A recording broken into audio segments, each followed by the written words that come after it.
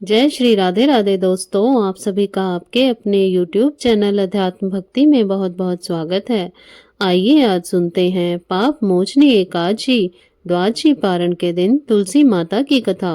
जो भी भक्त सच्ची श्रद्धा के साथ भगवान विष्णु का पूजन करते हैं, भगवान शालिग्राम का पूजन करते हैं, माता तुलसी का पूजन करते हैं, एकादशी का व्रत करते हैं, इससे भगवान श्री हरि विष्णु अति प्रसन्न होते हैं और अपनी कृपा प्रदान करते हैं।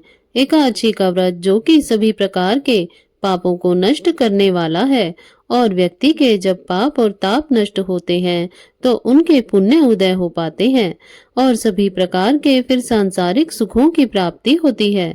हिंदू धर्म में तुलसी का बड़ा ही विशेष महत्व माना गया है। माता तुलसी अपने भक्तों के सभी प्रकार के पापों को नष्ट करने वाली हैं और भगवान विष्णु को तुलसी दल अति प्रिय होता है। उनके पूजन में तुलसी दल यदि ना हो तो वह पूजन को स्वीकार नहीं करते और जहाँ पर भी तुलसी का वृक्ष होता है वहाँ पर यम के दूत भी असमय नहीं आते जाते। इसलिए हमें चाहिए कि माता तुलसी का पूजन करें और तुलसी के वृक्ष के नीचे दीपक जलाना चाहिए। इससे माता तुलसी अपनी कृपा प्रदान करती हैं। माता तुलसी का विवाह भगवान शालिग्राम के साथ पूरे विधि विधान के साथ कार्तिक के महीने में किया जाता है और प्रत्येक दिन भगवान विष्णु का पूजन भी करना चाहिए। भगवान विष्णु के पूजन के साथ साथ माता तुलसी का पूजन करते हुए कथा भी श्रवण करनी चाहिए। इससे भगवान विष्णु और माता तुलसी की कृपा प्राप्त होती है। तो आइए सुनते हैं पाप मोचनी एकादशी द्वादशी पारण के दिन तुलसी माता की कथा। तो बोलिए प्रेम से माता तुलसी की जय, भगवान श्री हरि विष्णु की जय, माता लक्ष्मी की जय, भगवान शालिग्राम की जय, एकादशी माता की जय, सर्व देवी देवताओं की जय। तुलसी से जुड़ी हुई एक कथा जो कि बड़ी ही प्रचलित है। श्रीमद् भागवत देवी भागवत पुराण में इनके दिव्य अवतरण की दिव्य लीला कथा भी बताई गई है। एक बार भगवान शिव ने अपने तेज को समुद्र में फेंक दिया था। उससे एक महान तेजस्वी बालक ने जन्म लिया। यह बालक जो कि आगे चलकर जालंधर के नाम से बड़ा ही पराक्रमी दैत्य राजा बना। इसकी राजधानी का नाम जालंधर नगरी पड़ा।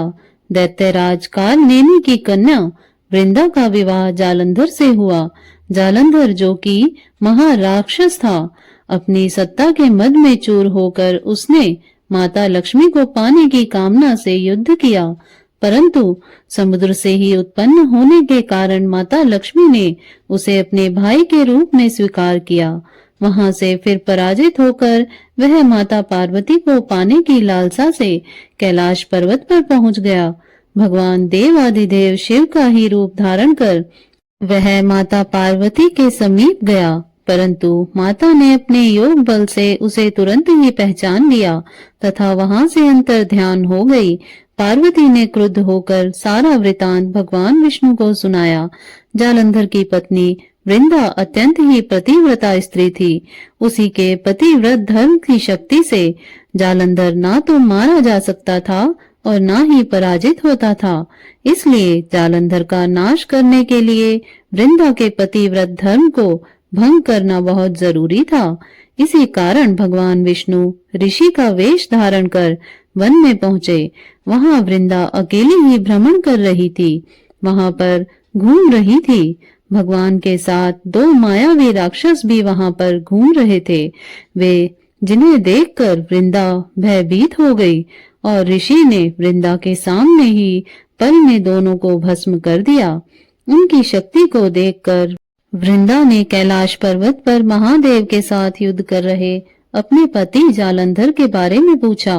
ऋषि ने अपने माया जाल से दो वानर को प्रकट कर दिया। एक वानर के हाथ में जालंधर का सिर था और दूसरे के हाथ में धड़ था। अपने पति की यह दशा को देखकर वह मूर्छित होकर गिर पड़ी। होश में आने पर उन्होंने ऋषि रूपी भगवान से विनती की कि वह उसके पति को जीवित करे। भगवान ने अपनी माया से पुनः जालंधर का सिर धड़ से जोड़ दिया, परंतु स्वयं भी वह उसी शरीर में प्रवेश कर गए। वृंदा को इस छल का जरा भी पता ना चल पाया। जालंधर बने भगवान के साथ वृंदा पतिव्रता सा व्यवहार करने लगी, जिससे उसका सतीत्व भंग हो गया।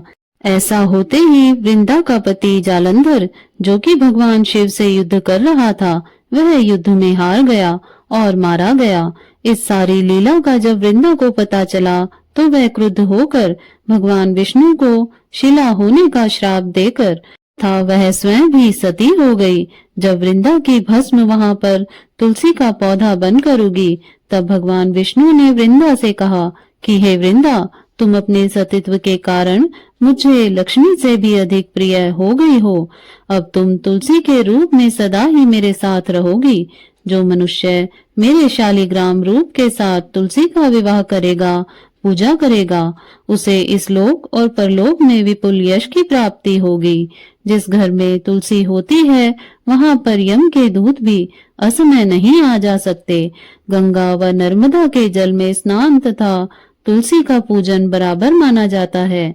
चाहे मनुष्य कितना भी पापी क्यों न हो, मृत्यु के समय जिसके प्राण मंजरी रहित तुलसी और गंगा जल मुख में रखकर निकल जाते हैं, वह पापों से मुक्त होकर वैकुंठ धाम को प्राप्त होता है। जो मनुष्य तुलसी व आंवले की छाया में अपने पितरों का श्राद्ध करता है, उसके पितृ भी मोक्ष को प्राप्त हो जाते हैं। इस प्रकार से जो भी भक्त सच्ची श्रद्धा के साथ, नियम और निष्ठा के साथ भगवान विष्णु का पूजन करते हैं, भगवान विष्णु को तुलसी दल अर्पित करते हैं, भगवान शालिग्राम का पूजन करते हैं, माता तुलसी का पूजन करते हैं, भगवान शालिग्राम के साथ माता तुलसी का विवाह संपन्न करते हैं, उन्हें विपुल यश की प्राप्ति होती है तथा सभी प्रकार के पापों का नाश होता है तथा सभी प्रकार के मनोरथों की सिद्धि होती है। तो बोलिए प्रेम से भगवान विष्णु की जय, माता लक्ष्मी की जय, माता तुलसी की जय, भगवान शालिग्राम की जय, सर्व देवी देवताओं की जय।